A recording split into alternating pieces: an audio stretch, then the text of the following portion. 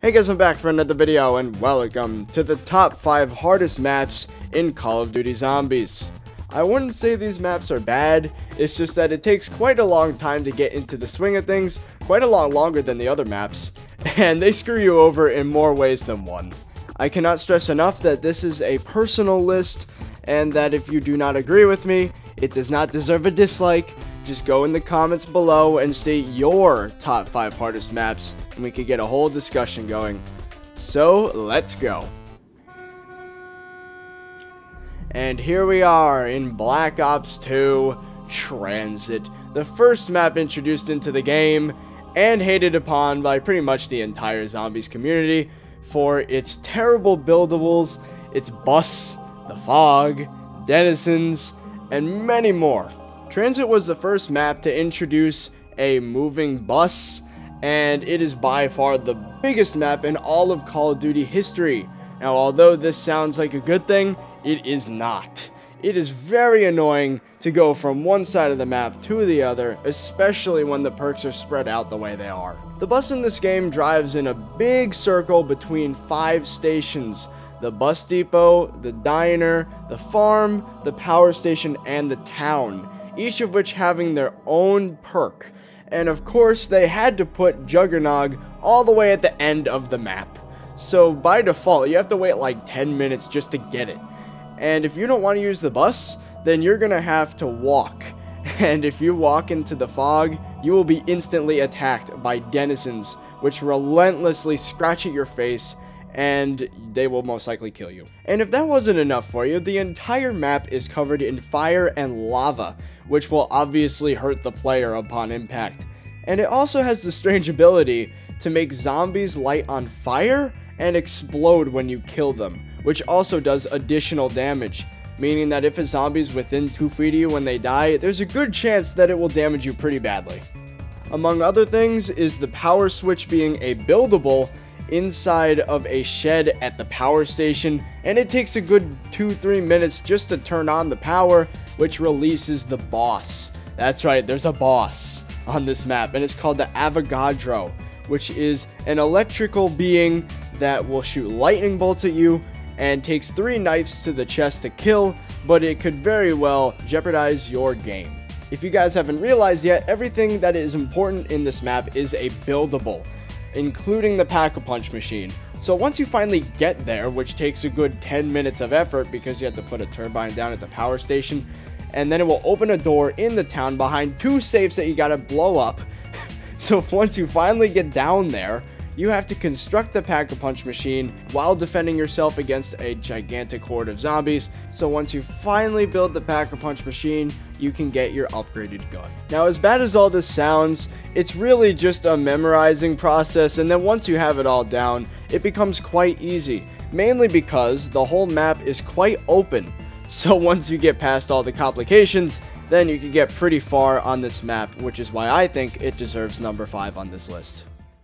Number 4 on this list is the map 5, which takes place in the Pentagon, United States, at around the Cold War era, mainly because the main character in this is John F. Kennedy. Now, this is a special map that was added in as a sort of Easter egg because you had to beat the game in order to play it, and I gotta say, the concept for this map is quite amazing. Now, the only thing that makes this difficult is really just space. You're so confined to these hallways and small rooms, and the only safe haven you have is one circling spot in the downstairs and a couple elevators. This map also has a maze of a basement that is infested with Nova crawlers, which are the gas crawlers. And when you kill them, they explode with a giant cloud of gas, which will blur your vision and hurt you a little bit. Another thing that might make this map pretty difficult is the gun thief, or the scientist, which comes every 5 rounds or so, and he will come in, steal your gun, and then run away from you for a good 2 minutes while you desperately try to kill him and get your gun back. If you manage to kill the scientist before he steals any of your guns, then you will be rewarded with a bonfire sale, which is basically a price drop on upgrading your gun. It brings it from 5,000 points to 1,000 points, which is pretty awesome, but it's almost impossible to do as he is very quick and as soon as he steals your gun, then you can't get it anymore. What kind of a list would this be without Call of the Dead from Black Ops Zombies? This map takes place in a film studio up north when they were filming a zombies movie and then all of a sudden got attacked by real zombies. This is the one map that I could not pass round 25 on, and it still annoys the crap out of me to this day. But there's only one name that I think is responsible for that, and it's George A. Romero. Now, in real life, George A. Romero is actually a film producer, and he was put into the game as a boss, and he is invincible. There is no killing this guy unless you have an upgraded scavenger or an upgraded VR11. George also doesn't die permanently. When you kill him, he only stays away for 1 round and then immediately comes right back out of the water. George basically prevents you from staying in one spot for too long, whether it be circling or just camping, because he will either corner you or just become such a nuisance that you're forced to move anyway. Now, there is a huge list of reasons why this map is difficult, one of which you can see right here, which is freezing in the water. If you stay in there too long, you will literally freeze into an ice cube and go down. Now, another reason is Juggernog is on the exact opposite side of the map that you start from, of course. So you have to go on a huge trek, open like 7 doors, and then finally get there. The Pack-a-Punch machine is not stationary either. It moves around quite frequently between 3 different spots, one of which is underneath the boat, or in the boat, and then another location is at the starting area, and then the third one is over by the lighthouse.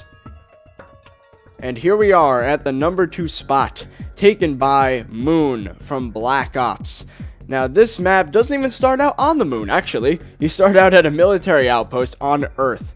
Now, as tame as this sounds, a bell rings about 30 seconds into the game and immediately forces all the zombies to start sprinting at you, which forces you to either go into the teleporter or start sprinting in circles and desperately try to get the points required to get the perk that randomly spawns there. And that is either Speed Cola or Juggernog. It is random. So some games you start out with Juggernog, others with Speed Cola. Now, if you do not get the perk you want, you're going to have to go to the moon, play a little bit, go into the teleporter, come back, and then finally get the perk that you wished for. And it is possible to get the perk before you leave for the moon, but it is pretty difficult as all the zombies are sprinting at you, and they get stronger with every beep of the alarm, which is around every 10 seconds. And dogs will also come for you and will get stronger. Once you're up on the moon, there's quite a few things you're going to have to worry about, one of which being zero gravity. Your movements will be slowed down slightly, and jumping will be quite risky, as your momentum keeps you flying in the direction that you were going when you jumped.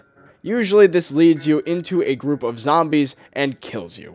Another thing you're going to have to worry about is the drills. Now, every now and then, the software for the drill system in this mining base will go astray, and it will start to drill into the tunnels going from one part of the map to the other. And the only way to prevent this is to use the hacking device, which you will find in the area, which you will get gas zombies yet again. And then once you finally get the hacking device, you have to go back to the beginning and then hack one of the terminals, and it will stop the crane from destroying part of the map. This map, just like all other maps in this list, has a boss. Now, this one is not quite as annoying as some of the other ones, but it's worth mentioning anyway. It is the Astronaut, which has a random username on top of them from your friends list, or random if you don't have a friends list or if you're playing on PC. The Astronaut spawns in every round, and in order to get rid of him, you're going to have to shoot him in the head with quite a lot of ammo. It sometimes takes around 2-3 clips with the Galil. And when you finally kill the Astronaut, he will explode with a giant force wave that will blow everything near him out in all directions, usually into the air, which could prove quite dangerous if you're up against a crowd of zombies. And here we are at number 1, and this spot is taken by the one and only Nacht Der Untoten from World at War Zombies. Now, this is the first map that was ever introduced into Call of Duty Zombies. It is the smallest map in the game, and in my opinion is the hardest one, mainly because there are no perks. there's no pack-a-punch machine, and really it's just you versus the zombies, like with a couple wall weapons. And as you can see there is a perk, because this is the Black Ops remade version, but back in World at War there was literally nothing but you in the box versus the zombies. It was really difficult to get far in. There's only one camping spot, which is on the second floor, and if you were to open up the stairway, like in the starting room, then that spot is pretty much void. So you got to be very careful not to open that door by accident, and you still have to deal with a window and all the zombies funneling in through the front. And really, that's all the reasons there are for this map being hard. It's just so simple that it's difficult in general. So that concludes the top 5 hardest maps in Call of Duty Zombies. So for those of you guys that don't know, this is my first ever top 5 video. Do you guys like it?